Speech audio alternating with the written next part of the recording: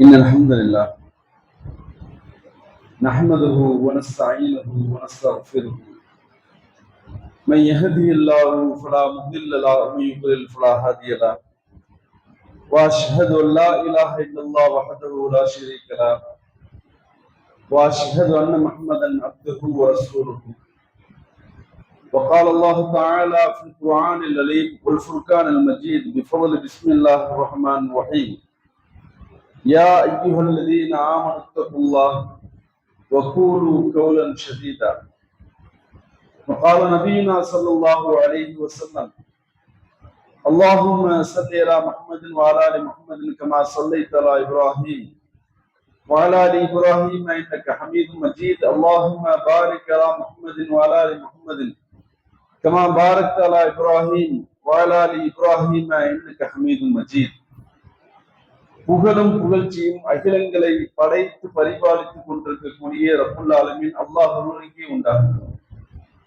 ரப்புல் ஆலமீனுடைய சாந்தியும் சமாதானமும் இவ்வுலகில் வந்து சென்ற அத்துணை நபிமார்கள் மீதும் இறுதி நபியாம் நபிகள் நாயகம் ஸல்லல்லாஹு அலைஹி வஸல்லம் அவர்கள் மீதும் அவர்களுடைய அருமை குடும்பத்தினர்கள் மீதும் அவர்களுடைய அடிச்சுவடுகளை தங்களுடைய வாழ்க்கையில் அப்படியே பின்பற்றி வாழ்ந்த உத்தம சத்திய சஹாபாக்கள் சஹாபிய பெண்மணிகள் தாபியின்கள் தபா தாபியின்கள் மக்களுக்கு மத்தியில் குர்ஆனையும் சுன்னாவையும் அதனுடைய அர்த்தத்தில் எடுத்து வைத்த உலமா பெருமக்கள் மற்றும் நம்ம அனைவர்கள் மீது உண்டாகட்டுமாக.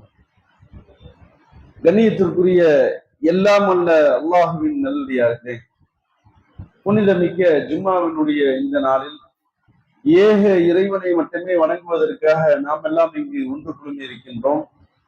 இவ்வேளையில் சிறுவர்களுடைய தோழர் நபிகள் நாயகம் ஸல்லல்லாஹு அலைஹி வஸல்லம் என்ற தலைப்பில் ஒரு சில செய்திகளை நாம் இங்கு பார்க்க இருக்கின்றோம். பொதுவாக அல்லாஹ்வுடைய தூதர் நபிகள் நாயகம் ஸல்லல்லாஹு அலைஹி வஸல்லம் அவர்கள் அனைத்து மக்களுக்குமான உபதேசங்களை அதிகமாக செய்திருப்பதை நாம் காண்போம். அதுல பாத்தீங்கன்னு சொன்னா இது இவர்களுக்குத்தான் இந்த உபதேசம், இது மற்றவர்களுக்குத்தான் இந்த உபதேசம் என்று எதுவுமே நம்ம பார்க்க முடியாது. அல்லாஹ்வுடைய தூதர் ஒரு விஷயத்தை சொல்லிவிட்டார்கள் என்று சொன்னால் அதில் 1000 அர்த்தங்கள் புதைந்திருக்கும். நீண்ட நெடிய உரைகள் பேசுவதை காட்டிலும் நபிகள் நாயகம் ஸல்லல்லாஹு அலைஹி வஸல்லம் அவர்கள் ஒரு விஷயத்தை சொன்னார்கள் என்று சொன்னால் அதுல நம்ம உள்ள போய் பார்த்தோம், அதிகப்படியான விஷயங்களை அல்லாஹ்வுடைய தூதர் அந்த சின்னஞ்சிறிய ஒரு செய்தியின் வாயிலாக நமக்கு அருமையான முறையில சொல்லி தந்திருக்கிறத பார்க்கிறோம். அதற்காகத்தான் அல்லாஹ் திருமறை குர்ஆன்ல சொல்றான், இந்த நபி இந்த திருமறை குர்ஆனுக்கு விளக்க உரையாளராக நாம் அனுப்பி இருக்கிறோம் என்று அல்லாஹ் தன்னுடைய திருமறையில சொல்லி காட்டுறான். அந்த அடிப்படையில் அல்லாஹ்வுடைய தூதர் நபிகள் நாயகம் ஸல்லல்லாஹு அலைஹி வஸல்லம் அவர்கள் பொதுவான போதனைகளை நமக்குமான அந்த சின்ன குழந்தைகளுக்குமான ஒரு போதனையாக அல்லாஹ்வுடைய தூதர் எதையெல்லாம் சொல்லி தந்திருக்கிறாங்க அப்படிங்கிற ஒரு சில செய்திகளை இன்றைய ஜும்மாவுல நம்ம பார்க்க இருக்கிறோம். அல்லாஹ் தன்னுடைய திருமறையை குர்ஆன்ல சொல்றான், யா அய்யுஹல்லதீன ஆமனு, இறை விசுவாசிகளே, அல்லாஹுவை நம்பக்கூடியவர்களே, அல்லாஹுவை மாத்திரமே வணங்கக்கூடியவர்களே, உங்களை பார்த்து அல்லாஹ் சொல்றான், முதலில் நீங்கள் அல்லாஹுவை அஞ்சிக் கொள்ளுங்கள். அஞ்சுவது என்று சொன்னால் வெறுமனே பயம் மட்டுமே கலந்த ஒரு அஞ்சுதல் கிடையாது.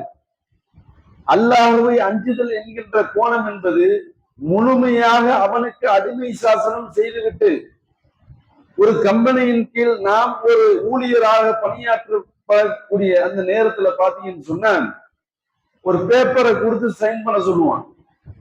நம்மளுடைய கேரக்டர் வைஸ் என்ன மாதிரியான ஒரு கேரக்டர்ல ஒரு பண்புடையவர்களாக நாம் இருந்தோம் என்று சொன்னாலும் அந்த நிர்வாகம் ஒரு பேப்பரை கொடுத்து அதை முழுமையாக முதல்ல படிச்சு பார்க்க சொல்லுவோம். படிச்சு பார்த்ததற்கு அப்புறம் நம்ம என்ன செய்வோம், அதுல ஒவ்வொன்றாக சைன் பண்ணுவோம். சைன் பண்ணதுக்கு அப்புறம் டிக் பண்ணதுக்கு அப்புறம் ஒரு சில செய்திகள் நமக்கு தோதுவாக அமையாது, நம்ம விட்டுட்டு போயிடுவோமா? ஏன்? உலக லாபத்தினுடைய அடிப்படையில அது எனக்கு தேவை, அதனால இது எனக்கு உடன்பட மறுப்பந்தான். ஆனால் இது எனக்கு இந்த உலக தேவை, பொருளாதாரம், அதனால இதற்கு நான் உடன்பட்டுத்தான் ஆவேன் என்கின்ற ஒரு சிந்தனையில மனிதன் என்ன செய்வான், டிக் செய்து கொண்டு தன்னுடைய பண்புகளை முழுமையாக அந்த அதிகார வர்க்கத்திற்கு முன்னால் தன்னுடைய எல்லா விதமான பண்புகளை எல்லாம் தூர தள்ளிவிட்டு அந்த கம்பெனியில ஒரு ஊழியராக பணியாற்றுறத பார்க்கணும். அப்ப இதை போன்று அல்லாஹ் சொல்றான், யா அய்யுஹல்லதீன ஆமனத்துக்குல்லா, இறை விசுவாசிகளே முதலில் என்னை அஞ்சுங்கள். அஞ்சுதல் என்று சொன்னால் என்னுடைய சட்ட திட்டங்களுக்கு உட்பட்டு நீங்க என்ன நீங்கள் அஞ்சணும். பொத்தாம் பொதுவா அல்லாஹ் இருக்கான், அல்லாஹ் பார்த்துக்கிட்டு இருக்கான், அல்லாஹ் கண்காணித்து கொண்டிருக்க, அப்படி இருக்க கூடாது. சட்ட திட்டங்களுக்கு உட்பட்டு என்னை நீங்கள் முழுமையாக பயந்து நடந்து கொள்ளுங்கள் என்று அல்லாஹ் சொல்லுவார், தன்னுடைய திருமணம்ல சொல்லி காட்டுறான். சொல்லிவிட்டு சொல்றான், கவுலன் ஷதீதா, நீங்கள் எந்த ஒரு பேச்சை பேசுவதாக இருந்தாலும் தெல்ல தெளிவாக பேசிவிடுங்கள். அங்கொன்றுமாக இங்கொன்றுமாக ஜாடை மாதிரியாக அப்படியெல்லாம் இருக்க கூடாது. வெட்டு ஒன்று துண்டு ஒன்று என்று நாம் எப்படி சொல்கிறோமோ அதை போன்று சொல்ல வருகின்ற கருத்துக்களை மக்களுக்கு மத்தியில் புரியும்படியுமான, அவர்களுக்கு தெளிவுபடும்படியுமான முறையில் நீங்கள் சொல்லிவிடுங்கள் என்று அல்லாஹ் தன்னுடைய திருமறையில சொல்லி காட்டுறான். அந்த அடிப்படையில் நம்மளுடைய வாழ்க்கையில இஸ்லாம் சொல்லக்கூடிய அடிப்படையில் நம்மளுடைய வாழ்க்கையை அமைத்துக் கொண்டோம் என்று சொன்னால் அதுல ஏராளமான நன்மைகளை அல்லாஹ் நமக்கு மறுமை நாள்ல வழங்குவான். அது என்னவெல்லாம் இருக்கிறது என்று சொன்னால் அல்லாஹுடைய தூதர் நபிகள் நாயகம் ஸல்லல்லாஹு சொல்லி காட்டுறாங்க, மன்கான யுரீதுல் இஸ்ஸத ஃபலில்லாஹில் இஸ்ஸத்து ஜமீஆ, யாரேனும் கண்ணியத்தை நீங்கள் நாடினால், யாரேனும் உங்களுடைய கண்ணியம் கெடாமல் இருக்க வேண்டும் என்று நாடினால் நீங்கள் அறிந்து கொள்ளுங்கள், கண்ணியம் யாவும் அல்லாஹுக்குத்தான் சொந்தம். முதல்ல நீங்க நினைச்சுக்கணும், என்னுடைய கண்ணியம் என்னுடைய இமேஜ் ஸ்பாயில் ஆயிடுச்சு, இந்த இடத்துல என்னுடைய பேச்சு மதிப்பு குறைந்து விட்டது, இந்த இடத்துல என்னுடைய நிர்வாகியாக இருந்த பொழுதும் என்னுடைய பேச்சுக்கு யாருமே முற்பட மாட்டேங்கிறாங்க அப்படிங்கிற வார்த்தையில நீங்க படவே கூடாது. ஏன், மன்கான யுரீதுல் இஸ்ஸத ஃபிலில்லாஹி இஸ்ஸத் ஜமீஆ, யாராவது கண்ணியத்தை நாடினால், கண்ணியம் என்பது உங்களுடைய ஆடை ஒரு பொழுதும் கிடையாது. அது முதல்ல நீங்க ஃபர்ஸ்ட் தெரிஞ்சுக்கணும், அல்லாஹுடைய ஆடை. கண்ணியம் என்பது அல்லாஹுக்கு மட்டும்தான் சொந்தம். அதுல நீங்க தெளிவா இருந்து சொல்லிவிட்டு சொல்றாங்க, இலைஹி யஸாதுல் கலிமு தய்யிபு வல் அமலு ஸாலிஹு யர்ஃபஉஹு. அல்லாஹ்வுடைய தூதர் மேலும் சொல்லி காட்டுறாங்க, தூய சொற்கள் இருக்கா இல்லையா, தூய சொல் என்பது, அழகிய வார்த்தை என்பது, மற்றவர்களிடத்தில் நீங்கள் பேசக்கூடிய பேச்சு என்பது அது உங்களை மட்டுமே சார்ந்து இருக்காது. நீங்கள் என்னவெல்லாம் சொல்ல வருகிறீர்களோ பேசுகிறீர்களோ அதுவெல்லாம் அல்லாஹ்விடத்துல மேலேறி செல்கிறது. அதில் நீங்க ஃபர்ஸ்ட் நீங்க கவனமாக இருந்து கொள்ளணும். ஏதோ எனக்கு மட்டும்தான் பேச தெரியும், என்னுடைய பேச்சுக்கு மறுபதில் யாருமே கொடுக்க முடியாது, என்னுடைய பேச்சு திறமைக்கு நிகராக இங்கு யாராவது நீங்கள் இருக்கிறீர்களா, இருக்கிற 10 பேர்ல என்ன நீ உள்ள விட்டு பாரு, நான் எப்படி நான் பேசுறேன், அப்படிலாம் இருக்கக்கூடாது. அல்லாஹ்விடத்தில் நீங்கள் பேசக்கூடிய எந்த வார்த்தையானாலும் அது எல்லாமே அல்லாஹ்விடத்துல பதிவேற்றம் செய்யப்படுகிறது என்று அல்லாஹ்வுடைய தூதர் நபிகள் நாயகம் ஸல்லல்லாஹு அலைஹி வஸல்லம் சொல்லி காட்டுறாங்க. சொல்லிவிட்டு சொல்றாங்க, வல்லதீன யம்கரூன ஸய்யாத்தி லஹும் அதாபுன் ஷதீதுன், ஒருவேளை தீய காரியங்களில் பேச்சுக்கள் யாராவது ஈடுபடுகிறீர்கள் என்று சொன்னால் அந்த தீய காரியம் என்பது சூழ்ச்சி செய்பவர்களுக்குத்தான் அது பின்னிக் கொள்ளும். யாராவது நீங்கள் நல்ல பேச்சு பேசுனீங்கன்னா அது அல்லாஹ்ட்ட போகும். தீய பேச்சு நீங்கள் ஏதாவது நீங்கள் ஒருவரை பற்றியோ மற்றவரை பற்றியோ இழிவான சொல்லோ ஏதோ ஒரு வகையில நீங்கள் முரண்பட்டவற்றில் நீங்கள் பேசிவிட்டீர்கள் என்று சொன்னால் அது என்ன செய்யும், அது அவரை தான் சூழ்ந்து கொண்டே நிற்கும் என்று அல்லாஹ்வுடைய தூதர் நபிகள் நாயகம் ஸல்லல்லாஹு அலைஹி வஸல்லம் சொல்லக்கூடிய இந்த செய்தியை பார்க்கணும். அப்ப இந்த வார்த்தைகளை இருக்கா இல்லையா, இது நம்மளுடைய குழந்தை செல்வங்களுக்கு ஒவ்வொரு நாளும் சொல்லி கொடுக்கணும். வெறுமனே கண்ணே மணியே முட்டே பவளமே என்று கொஞ்சுதல் இருந்தால் மட்டும் பத்தாது. மார்க்கத்தை உள்ளபடி நம்மளுடைய குழந்தைகளுக்கு ஒவ்வொரு நாளும் சொல்லி கொடுக்கணும். குர்ஆன் இப்படி சொல்கிறது, அழகிய பேச்சை நீங்கள் பேசுமாறு கட்டளை இடுகிறது. நபிகள் நாயகம் ஸல்லல்லாஹு அலைஹி வஸல்லம் அவங்க சொல்றாங்க, உன்னுடைய பேச்சுல கண்ணியம் இருக்கணும், உன்னுடைய பேச்சுல யாருடைய மனதையும் புண்படும்படியான பேச்சு இருக்கக்கூடாது, எதிர்மறையான பேச்சு உன்னிடத்துல வரக்கூடாது, கண்ணியமான முறையில் நடந்து கொள்ளணும், ஒருவேளை நீ மற்றவர்களை பற்றி சூழ்ச்சியான ஒரு விஷயத்தை நீ பேசிவிட்டாய் என்று சொன்னால் அந்த சூழ்ச்சியானது நீ எப்படி மற்றவர்களை இழிவான முறையில் சூழ்ச்சி செய்தாயோ, நீ மற்றவர்களை அழிப்பதற்கு நீ கங்கணம் கட்டி கொண்டு ஒரு கெட்ட ஒரு செயலை நீ செய்கிறாயோ, அந்த சூழ்ச்சியானது அது உன்னை மட்டுமே சூழ்ந்து கொண்டே நிற்கும் என்று அல்லாஹ்வுடைய தூதர் சொல்லியிருக்காங்க. அப்படிங்கிற ஒரு அறிவுரையத்திலையும் நீங்க என்ன செய்யணும், நம்மளுடைய குழந்தைகளுக்கும் நாமும் அதுல உபதேசம் செய்யக்கூடிய நபர்களாக இருக்கும். அது மட்டுமா பாருங்க, அல்லாஹ்வுடைய தூதர் நபிகள் நாயகம் ஸல்லல்லாஹு அலைஹி வஸல்லம் சொல்லி காட்டுறாங்க, ஒருவன் தன்னுடைய செல்வத்தை வழங்குவதன் மூலமாக மட்டுமே ஒருவன் அல்லாஹ்விடத்துல தர்மசாலியாக தர்மம் கொடுத்த நபராக அவர் என்ன கருத மாட்டார். மாறாக என்னவா அல்லாஹ்வுடைய தூதர் படிப்படியாக சொல்றாங்க, சூரியன் உதிக்கக்கூடிய ஒவ்வொரு நாளிலிருந்தும் மனிதர்களுடைய ஒவ்வொரு மூட்டுக்கள் இருக்கா இல்லையா, தலை முதல் கால் வரை பார்த்தீங்கன்னு சொன்னா, அதாவது 233 சொச்சம் எலும்புகள் எல்லாம் பின்னி அல்லாஹ்வுடைய தன்னுடைய ஒவ்வொரு மனிதருக்கும் அல்லாஹ் படைச்சு வச்சிருக்கான். அந்த ஒவ்வொரு மூட்டுகளுடைய அசைவுகளுக்காக நீங்க என்ன செய்யணும், அல்லாஹ்விடத்துல ஒவ்வொரு நாளும் நீங்கள் தர்மம் செய்யணும் அப்படின்னு அல்லாஹ்வுடைய தூதர் சொல்றாங்க. சொல்லிவிட்டு சொல்றாங்க, இதுவெல்லாம் ஆக சிறந்த ஒரு மிகப்பெரிய ஒரு மல்டி மில்லியனியர் என்ன செய்யணும், இப்படிப்பட்ட தர்மங்களை ஒவ்வொரு நாளும் மக்களுக்கு மத்தியில சொல்லணும். யா அல்லாஹ், எனக்கு இவ்வளவு லட்சம் கோடிகள் நீ தந்திருக்கிறாயே, நான் ஒவ்வொரு நாளும் சூரியன் உதிக்கக்கூடிய நேரத்துல என்னுடைய உடலில் இருக்கக்கூடிய மூட்டி எலும்புகளுக்காக நான் உனக்காக தர்மம் செய்கிறேன் என்கின்ற அடிப்படையில தர்மம் யாருக்கு சாத்தியமாகும், பெரும் பெரும் மல்டி மில்லியனியர்களுக்கு மட்டும்தான் சாத்தியமாகும். ஆனால் அல்லாஹ்வுடைய தூதர் மற்றவர்களுக்கும் இது கிடைக்க வேண்டும் என்று சொன்னால் அருமையான முறையில சொல்றாங்க. என்ன சொல்றாங்க, நல்ல பேச்சு பேசு, மற்றவர்களை பார்த்தா சிறுமூஞ்சி மாதிரி இருக்காத, மற்றவர்களை கண்டால் எரிந்து விழாதே, மற்றவர்களை கண்டால் புறம் தள்ளி அவர்களை வறுத்தெடுக்காது, மற்றவர்களை கண்டால் உன்னை பார்த்து வெறுண்டோடும் அளவுக்கு உன்னுடைய முகத்தை நீ வைத்துக் கொள்ளாதே, இன்முகத்தோடு நீ பார்த்து சிரிச்சா போதும். நீ சிரிச்சிட்டேன்னு சொன்னா அவருடைய உள்ளம் அப்படியே சாந்தமாயிடும். பரவாயில்லையே, பாய் நம்மளை பார்த்து சிரிச்சிட்டாரு, நல்ல எண்ணத்துல சிரிக்கிறாரு, சலாம் சொல்ல வராரு, ஏதோ நம்மளை பார்த்து பேச பழக நினைக்கிறார் என்பதை போன்று நம்மளுடைய உள்ளம் என்ன செய்யும், எடுத்த மாத்திரத்துல இவனா அப்படிப்பட்ட ஆளாச்ச அப்படிங்கிற ஒரு தற்குறியை போன்று நம்மளுடைய வாழ்க்கை அமையாமல் ஒரு நல்ல எண்ணத்தின் அடிப்படையில் நம்மளுடைய சிந்தனை அமைத்து கொண்டாலே அது அல்லாஹ்விடத்துல எப்படிப்பட்ட செய்தியை சொன்னோமா, சிறந்த தர்மம் வழங்கக்கூடிய ஒரு நன்மையை உங்களுக்கு ஈட்டி தரும் என்று அல்லாஹ்வுடைய தூதர் நபிகள் நாயகம் ஸல்லல்லாஹு அலைஹி வஸல்லம் சொல்லக்கூடிய ஒரு செய்தியை பார்க்கிறோம். மேலும் பாத்தீங்கன்னு சொன்னா அல்லாஹ்வுடைய தூதர் என்ன சொல்றாங்கன்னு சொன்னா, முக்கியமா ஒரு விஷயத்த சொல்றாங்க. அல்லாஹ்வுடைய தூதர்கிட்ட ஒரு நபி தோழர் கேட்கிறாரு, அல்லாஹ்வுடைய தூதரே, நான் சொர்க்கம் செல்லணும், அதற்கு எனக்கு இலகுவான ஒரு வழிமுறை இருந்தால் சொல்லி தாருங்களேன். சொர்க்கம் செல்வதற்கு இலகுவான வழி இருக்கா? உசுரை கொடுக்கணும், அல்லாஹ்வுடைய மார்க்கத்திற்காக உழைக்கணும், நேரம் பகல் அதாவது நேரம் தவறாமல் அல்லாஹ்வுடைய மார்க்கத்தை பரப்புவதற்காகவும் அல்லாஹ்வுடைய மார்க்கத்தை மேலோங்க செய்வதற்காகவும் நேரங்காலம் பார்க்க கூடாது, அனுதினமும் உழைத்துக் கொண்டு இருந்தால் மட்டும்தான் சொர்க்கம் கிடைக்கும்.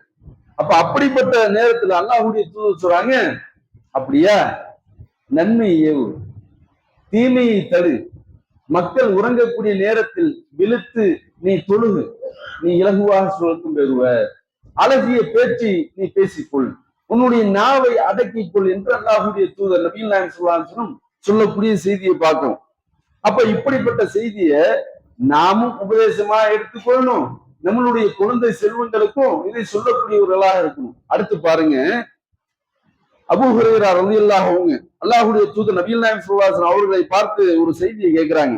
என்ன சொல்றாங்க, அன்னஹு அத்தா நபி ஸல்லல்லாஹு அலைஹி வஸல்லம், அல்லாஹ்வுடைய தூதரே, ராயித்துக்க தாபத்து நஃப்ஸி வ குர்ரத்து ஆயினுன், அல்லாஹ்வுடைய தூதரே, தாங்கள் தங்களை பார்க்கக்கூடிய நேரமெல்லாம் என்னுடைய உள்ளம் அப்படியே சந்தோஷத்தினுடைய உச்சத்தில் நான் போயிடுறேன், உங்களை பார்த்தாலே என்னன்னு தெரியல, கையும் ஓட மாட்டேங்குது காலம் ஓட மாட்டேங்குது, அந்த அளவுக்கு சந்தோஷத்தினுடைய மிகுதியில் நான் மிகைக்கிறேன். ஆயுனில், அது மட்டுமல்ல, உங்களை பார்த்த மாத்திரத்தில் என்னுடைய கண்கள் எல்லாம் குளிர்ச்சி அடைந்து விட்டது, மனம் சந்தோஷம் அடைந்து விட்டது என்று அல்லாஹ்வுடைய தூதத்தை கேட்கிறாங்க. சொன்ன மாத்திரத்தில் அபூ ஹுரைரா ரலியல்லாஹு அன்ஹு மேலும் சொல்றாங்க, ஃபஅம்பியானி அன் குல்லி ஷைஇன், அல்லாஹ்வுடைய தூதரே அனைத்து பொருட்களை பற்றியும் எனக்கு நீங்கள் சொல்லித் தாருங்களேன் சொல்றாங்க. அப்ப ரசூல் ஸல்லல்லாஹு அலைஹி வஸல்லம் சொல்றாங்க, குல்லு ஷைஇன் குலுக்கின் மிம்மாஇன், அபூ ஹுரைராவே அனைத்து பொருட்களும் நீரிலிருந்து தான் அல்லாஹ் படைத்தான் என்பதை நீ அறிந்து கொள். சொல்லிவிட்டு சொல்றாங்க, ஃபஅம்பியானி பிஅமலின் இன் அமல்து பிஹி தഖலுல் ஜன்னah, அல்லாஹ்வுடைய தூதரே அப்படி என்றால் நான் எந்த அமலை செய்தால் நான் இலகுவாக சொர்க்கம் செல்வேன் என்பதை எனக்கு நீங்கள் கற்றுத் தாருங்களேன் அப்படின்னு சொல்றாங்க. ரசூல் ஸல்லல்லாஹு அலைஹி வஸல்லம் சொல்றாங்க, அஃஷிஸ் ஸலாம், அல்லாஹ்வுடைய தூதர் அடுத்த வார்த்தை என்ன சொல்றாங்க, அஃஷிஸ் ஸலாம், நீ என்ன செய், அடுத்தவர்களை பார்த்தால் முதலில் சலாம் சொல். சலாம் சொல்லுன்னு சொன்னா இன்னைக்கு நம்ம பல நபர்கள் எப்படி நம்ம சொல்றோம், வேண்டாம் இருப்பா அஸ்ஸலாமு அலைக்கும் அஸ்ஸலாமு அலைக்கும் அஸ்ஸலாமு அலைக்கும் இப்படி போய்கிட்டு இருக்கு. அப்படி ஒரு முஹப்பத், அதாவது உள்ளிலிருந்து வரணும். இவனா சொல்லிட்டான் அஸ்ஸலாமு அலைக்கும் சொல்றான், நம்ம சொல்லிடுவோம், சொல்லி வைப்போமே, அப்படி இருக்க கூடாது. ஒரு முஹப்பத்தோடு, ஒரு முகமலர்ச்சியோடு, ஒரு நல்ல எண்ணத்தோடு அவரை பார்த்த மாத்திரத்தில், அல்லாஹ்வுடைய தூதரை பார்த்து சொல்றாங்க, பாம்பியவனி அல்லாஹ்வுடைய தூதரை உங்களை பார்த்த மாத்திரத்தில் என்னுடைய உள்ளமெல்லாம் அப்படியே குதூகலம் பூண்டுகிறது என்று சொல்றாங்க. அந்த அளவுக்கு ஒரு நபர் இன்னொரு நபரை பார்த்து சலாம் சொல்லக்கூடிய நேரத்துல சந்தோஷத்தோடு நீங்கள் சொல்லணும். அப்படி சொன்னீங்கன்னு சொன்னா நீங்க சொர்க்கம் போவீங்கன்னு சொல்றாங்க. இந்த வாய்ப்பு யாருக்கு கிடைக்கும்? அழகிய முறையில் சலாத்தை பரப்புங்கன்னு சொல்றாங்க. ஒருவருடைய உள்ளத்தில் இன்னொரு நபர் சலாம் சொல்லக்கூடிய நபரை பற்றிய நல் சிந்தனை முதல்ல ஏற்படும். அப்படி ஏற்பட்டால்தான் சலாம் அழகிய முறையில் அவருக்கு எடுத்து வைக்கப்படும். இறைவா, எனக்கு எப்படி சாந்தி அளித்தாயோ அதை போன்று அவரின் மீது உன்னுடைய அருளை நீ பொழிவிப்பாயாக என்று உள்ளத்துல சாக்கடையை ஓட விட்டுக்கிட்டு அஸ்ஸலாமு அலைக்கும் அப்படின்னு சொன்னா அது வழங்குமா? நமக்கும் வழங்காது, அவருக்கு அந்த துவா ஏற்றுக்கொள்ளப்படாது. முதலில் உன்னுடைய எண்ணத்தை தூய்மையான உள்ளமாக நீ மாற்றிக்கொள், சலாத்தை பரப்புன்னு சொல்றாங்க. இப்ப அல்லாஹ்வுடைய தூதர் மேலும் சொல்றாங்க, வஅத்பில் கலாம், நல்ல வார்த்தையை பேசுப்பா. மனுஷ மக்களை பார்த்தேன்னு சொன்னா வேண்டா வெறுப்பா உன்னை பார்த்து வெறுந்தோடும் விதமாக நீ நடந்து கொள்ளாதே. மற்றவர்களை பார்த்து அழகிய முறையில் நீ அவர்களோடு நீ உரையாடல் செய், நல்ல பேச்சை பேசு அப்படிங்கிறாங்க. மேலும் சொல்றாங்க, ஒஸ்ரில் அர்ஹாம், உனக்கு உறவினர்கள் இருந்தால் அவர்களை நீ அரவணைத்துக் கொள்.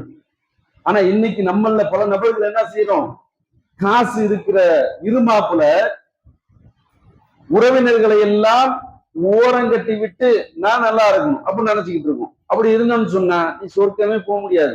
ஏன்? உன்னுடைய உள்ளம் உன்னுடைய சொந்தக்காரனை பார்த்தாவே எரிஞ்சு விழ வைக்கிற. இவன் ஏழை ஆயிற்று, என்னுடைய தம்பி பிள்ளை தான், இவன் என் வீட்டுல வந்து விளையாடணுமா? என் பிள்ளை சிபிஎஸ்இ ஸ்கூல்ல படிச்சுக்கிட்டு இருக்கான், இவன் பால்வாடில படிச்சுக்கிட்டு இருக்கான், இவன் நம்ம வீட்டுக்கு வரலாமான்னு சொல்லிவிட்டு சொந்த தம்பியினுடைய பிள்ளையை பார்த்து ஒரு அண்ணங்கார செஞ்சான்னு சொன்னா அவன் மோமினாக இருந்தாலும் கூட சொர்க்கம் செல்ல முடியுமான்னு சொன்ன முடியாது. அப்ப இப்படிப்பட்ட உபதேசத்தை அல்லாஹ்வுடைய தூதர் அபூ ஹுரைரா ரலியல்லாஹு அன்ஹு எப்படி சொன்னாங்களோ அதே போன்று நம் வீட்டு குழந்தைகளுக்கும் சொல்லிக் கொடுக்கணும். அடுத்தவர்களை ஏளனமாக கருதாதே, உறவை நீ பேணி பாதுகாத்துக்கொள் என்று அல்லாஹ்வுடைய தூதர் சொல்லக்கூடிய செய்தியை பார்க்கிறோம். வேற என்ன சொல்றாங்க, ஒக்கும் பில்லைலி வன்னாசி நியாமுன், மக்கள் உறங்கக்கூடிய நடு நிசின் வேளையில் நள்ளிரவு நேரத்தில் மக்கள் எல்லாம் அயர்ந்து உறங்கி கொண்டிருக்கக்கூடிய நேரத்துல நீ அல்லாஹ்வை எழுந்து தொழுது கொள். அப்படி நீ தொழுதுன்னு சொன்னா ததுகுலுல் ஜன்னத்தி பிஸலாம், இலகுவான முறையில், சாந்தமான முறையில், அமைதியான முறையில் சொர்க்கத்தில் நீ நுழைந்து விடுவாய் என்று அல்லாஹ்வுடைய தூதர் எனக்கு சொன்னதை நான் செவியுற்றேன் என்று அல்லாஹ்வுடைய தூதர்கிட்ட கேள்விப்பட்ட அபூ ஹுரைரா ரலியல்லாஹு அன்ஹு சொல்லக்கூடிய செய்தியை பார்க்கிறோம். அப்ப இப்படிப்பட்ட செய்தியை நாம் நம்மளுடைய குழந்தைகளுக்கு என்ன செய்யணும்? முதல்ல நம்ம படிக்கணும். படிச்சாதானே தெரியும். ஒண்ணு பயானு கேட்கணும், பயானு கேட்டாதானே தெரியும். இதுவுமே தெரியாம படுறான்னு அவனை போட்டு அடிக்கிறது, ஏன் வெளியே விளாண்ட போன வெளியே போன அவன் போட்டு அடிக்கிறது, அவன் மாதிரி சைக்கோவா என்ன செய்வான், பெற்று அதாவது தகப்பனாரை பார்த்தாவே சைக்கோ வந்துட்டான்டா அப்படின்னு சொல்லிட்டு தெரிச்சு ஓடக்கூடிய பிள்ளைகள் தான் இன்னைக்கு ஏராளமாக இருக்கிறது பார்க்கணும். அப்ப இப்படிப்பட்ட நல் உபதேசங்களை மக்களுக்கு மத்தியில சொல்வதை காட்டிலும் நம்மளுடைய பிஞ்சு குழந்தைகளிடத்துல நாம் அதிகமான முறையில எடுத்து சொன்னோம் என்று சொன்னால் அந்த அளவுக்கு கேட்டுருவாங்க. அல்லாஹ்வுடைய தூதருடைய வாழ்க்கையில பாருங்களேன், அபு உமைர் என்று சொல்லக்கூடிய சிறு குழந்தை சஹாபி. அந்த குழந்தைகிட்ட இன்னைக்கு நம்ம குழந்தைகிட்ட ஏதாவது கொஞ்சி பேசுறவன் கொஞ்சி பேசு அவ்வளவு வேலை கிடைக்கு எவன் கொஞ்சிருதுன்னு நம்ம நினைப்போம். அல்லாஹ்வுடைய தூதர் அவ்வளவு டென்ஷனான ஒர்க்கு. என்ன ஒர்க்கு? நம்மளை போன்று காசு பணம் சம்பாதிக்கணும், கோடி கோடியாக லட்சணக்கு அப்படி இல்லை. அல்லாஹ்வுடைய மார்க்கத்தை எப்படியாவது கொண்டு சேர்க்கணும், என்னுடைய உயிரை போனாலும் பரவாயில்லை என்று சொல்லக்கூடிய அந்த மாதிரியான டயத்துல கூட தெருவில் விளையாடக்கூடிய ஒரு குழந்தை அபு உமைர் என்று சொல்லக்கூடிய ஒரு நபி தோழர், சின்ன குழந்தை. அந்த குழந்தைகிட்ட கேட்கிறாங்க, உமையிலே நீ ஒரு பாடும் சிட்டுக்குருவி ஒண்ணு வச்சிருந்திய, அது என்னப்பா ஆச்சு அப்படின்னு கேட்கக்கூடிய லெவலுக்கு அல்லாஹ்வுடைய தூதர் என்ன செய்றாங்க, சிறு குழந்தைகளிடத்துல அவ்வளவு பண்புடையவர்களாக இருந்ததை பார்க்கணும். அது மட்டுமா, தன்னிடத்துல வேலை செய்யக்கூடிய ஒரு யூத சிறுவன் இறந்து போகக்கூடிய நோயுற்றவனாக இறந்து போகக்கூடிய அந்த நேரத்தில் அல்லாஹ்வுடைய தூதர், அதான் எனக்கு வேலை பார்த்துட்டானே, அதான் ஓஞ்சு போயிட்டான், முடிஞ்சு அடுத்த பசங்களை யாராவது பார்த்துக்க வேணும் அப்படின்னு நினைக்கிற அந்த நேரத்தில் அந்த சிறுவனுக்காக அல்லாஹ்வுடைய தூதர் என்ன செய்யறாங்க, அவங்க வீட்டுக்கு போறாங்க. போனதுக்கு அப்புறம் அந்த சிறுவனுடைய தலையை அப்படியே தடவி கொடுக்குறாங்க. சிறுவனை லா இலாஹ இல்லல்லாஹ் சொல்லு. யாரு? யூத சிறுவன். லா இலாஹ இல்லல்லாஹ் சொல்லு, கலிமா சொல்லுன்னு சொல்றாங்க. உடனே அந்த குழந்தை தன்னுடைய தகப்பனாரை பார்த்து அப்படியே கண் கலங்கியவனாக பார்க்கிறான். உடனே அந்த யூத தந்தை சொல்றாரு, அபுல் காசிம், அபுல் காசிம்களை கட்டுப்படு. ரிசல்லாசன் உங்களுக்கு இன்னும் இருக்காரு அபுல் காசிம். அபுல் காசிம் என்ன சொன்னாரோ அந்த கூற்றுக்கு நீ மறுப்பு தெரிவிக்காதே, அவர் என்ன சொன்னாலும் நீ ஏற்றுக்கொள். உடனே அந்த குழந்தை இந்த நோயுற்ற அந்த நேரத்திலேயே லா இலாஹ இல்லல்லாஹ் முஹம்மது ரசூலுல்லாஹ் அஷ்ஹது அல்லா இலாஹ இல்லல்லாஹ் வ அஷ்ஹது அன்ன முஹம்மதன் அப்துஹு வ ரசூலுஹு, வணங்குவதற்கு தகுதியானவன் ஏக தெய்வனாகிய அல்லாஹ்வை தவிர வேறு யாருமே இல்லை, முஹம்மது ஸல்லல்லாஹு அலைஹி வஸல்லம் அவர்களை தூதராக நான் ஏற்றுக்கொண்டேன் என்கின்ற அந்த நோயுற்றம் பொழுதும் அந்த விஷயத்தை அல்லாஹ்வுடைய தூதர் கற்றுக் கொடுத்தாங்கன்னு சொன்னா, அந்த நேரத்தில் வெளியே வந்து சொல்றாங்க, நரகத்திலிருந்து காப்பாற்றிய இந்த சிறுவனை காப்பாற்றிய அல்லாஹ்விற்கே மிகப்பெரிய புகழ் அனைத்தும் என்று அல்லாஹ்வுடைய தூதர் என்ன செய்யறாங்க சொல்லிவிட்டு வர்றது பார்க்கிறோம். அப்ப இப்படிப்பட்ட விஷயங்களை எல்லாம் நாம் தெரிந்ததை போன்று நம்மளுடைய குழந்தைகளுக்கு அன்றாடம் புக்கை வச்சு படிங்கிறவங்கள ஸ்கூல் விட்டு வந்துட்டு அவன் மைண்ட் ரிலாக்ஸ் ஆகுறதுக்கு என்ன பண்ணுவான், புக்கை தூக்கி வீசிட்டு வெளில ஓடுவான்.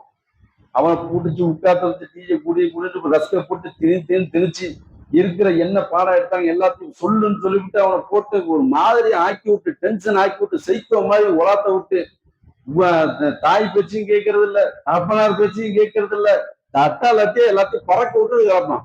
அப்படியே இருக்கக்கூடாது. நபிகளார் எப்படி சிறு குழந்தைகள்கிட்ட பக்குவமாக பவ்யமாக எல்லா விஷயத்தையும் சொன்னார்களோ அதை போன்று நம்மளுடைய குழந்தைகளிடத்தையும் சொல்லக்கூடிய நன்மக்களாக அல்லாஹ் ரப்புல் உங்களையும் என்னையும் ஆக்கி அருள் கூறுவானாக என்று கூறி எனது இந்த முதல முறை நிறைவு செய்கிறேன். அல்ஹம்துலில்லாஹ். கண்ணியத்திற்குரிய எல்லாம் அல்ல அல்லாஹ்வினுடைய அல்லாஹுடைய மாபெரும் கிருபையினால்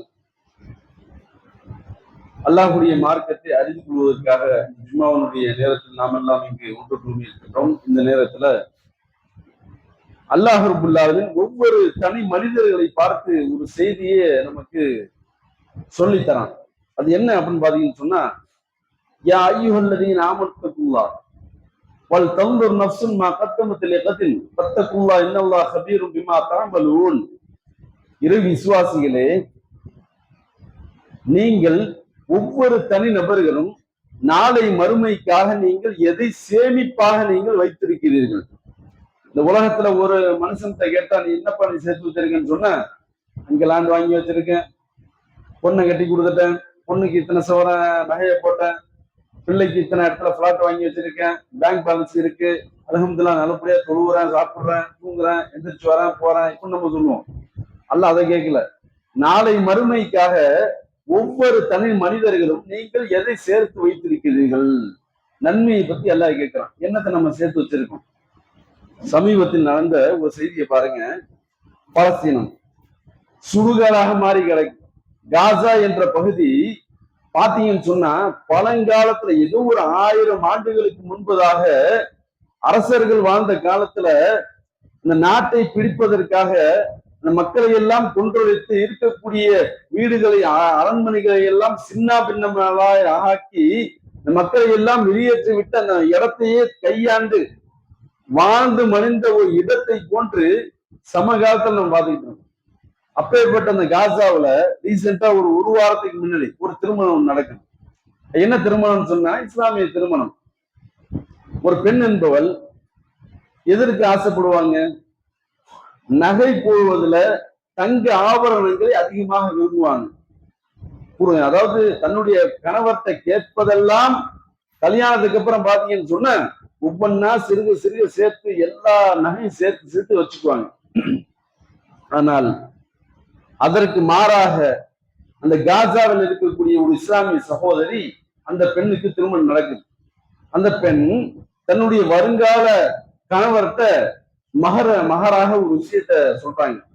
என்ன விஷயம் என்று சொன்னால், நம்மளுடைய நாட்டுல காசா பகுதியை பார்த்தீங்கன்னு சொன்னா ஒவ்வொரு குழந்தைகளும், ஒவ்வொரு ஆண்களும் பெண்களும் வயோதிகர்களும் கால் இல்லாமல் கை இல்லாமல் முண்டங்களாக, இரண்டு கையும் இரண்டு காலும் இல்லாமல் இப்படியெல்லாம் வாழக்கூடிய காட்சிகளை பார்த்து என்னால் தாங்க முடியல.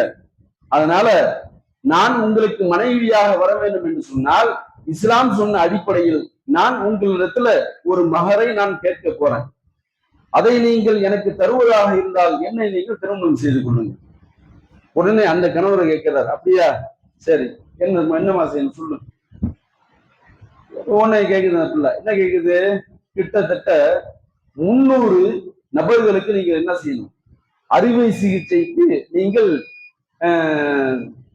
நீங்க காசு கொடுக்கணும், சம்மதமானு கேட்கணும். அந்த பிள்ளைக்கு எதுவுமே கேட்கல. எனக்கு ஒரு தோடு கொடு, மூக்குத்தி கொடு, வளைய கொடு, செயின் கொடுன்னு கேட்கல. ஒரு 300 ஊனமுற்றவர்களுக்கு நீங்க என்ன செய்யணும்? நீங்கள் அறுவை சிகிச்சைக்கான உங்களுடைய தொகையை நீங்கள் அவர்களுக்கு டாக்டர் மருத்துவ உதவிக்கு நீங்க கொடுக்கணும், சம்மதமா அப்படின்னு கேட்கிறாங்க. உடனே அந்த வருங்கால கணவரும் என்ன செய்யறாரு? அற்புதமான ஒரு லாபமா இருக்க, நல்ல ஒரு நன்மையான ஒரு விஷயமா இருக்க, நான் ஏற்றுக்கொள்றேன் அப்படின்னு சொல்லிவிட்டு இருவருக்கும் திருமணம் முடிந்ததாக நம்ம வலைதளத்துல ஒரு செய்தியை பார்க்கணும். இதை நான் எதற்கு சொல்றேன்னு சொன்னா, இன்றைய காலத்து இளைஞர்கள் எல்லாம் வரக்கூடிய பெண்களிடத்தில் அதிகமாக பிடுங்கி உண்பதை பார்க்கணும். கல்யாணம் என்கின்ற பெயர்ல பெண்ணிடத்திலிருந்து அதிகமான வருமானங்கள் எப்படியாவது கிடைக்குமா? மச்சினம் உள்ள ஊரா பார்க்கணும். மச்சினச்சி இருக்கக்கூடாது, மச்சின இருக்கணும். ஏன்? பொண்ணை கட்டிட்டுன்னு சொன்னா மச்சனை ஃபாரின் போயிட்டான்னு சொன்னா அடுத்து எல்லாம் மச்சானுக்கு தான் அனுப்புவான். தங்கச்சிங்கிற பேர்ல எல்லாத்தையும் வாங்கி உள்ள வச்சுக்கலாம், ஒரு சில நபர்களை தவிர. அப்ப இப்படி எல்லாம் இருக்குல்ல. அப்ப இப்படி எல்லாம் இருக்கக்கூடிய நேரத்துல நம்மளுடைய ஜமாத்தின் சார்பாக, மேலக்காவலியினுடைய இந்த கிளையின் சார்பாக இந்த ஞாயிற்றுக்கிழமை இல்லாமல் அடுத்த ஞாயிற்றுக்கிழமை ஆண்கள், அதாவது இளைஞர்களுக்காக மட்டுமே நல்லொழுக்கு பயிற்சி தர்பியா, இன்ஷா அல்லாஹ் அடுத்த வாரம் ஞாயிற்றுக்கிழமை காலை 10 மணி அளவில் நம்மளுடைய கிளையில தர்பியா ஏற்பாடு பண்ணியிருக்கு. எத்தனை நபர்கள் வரப்போறாங்கன்னு தெரியல.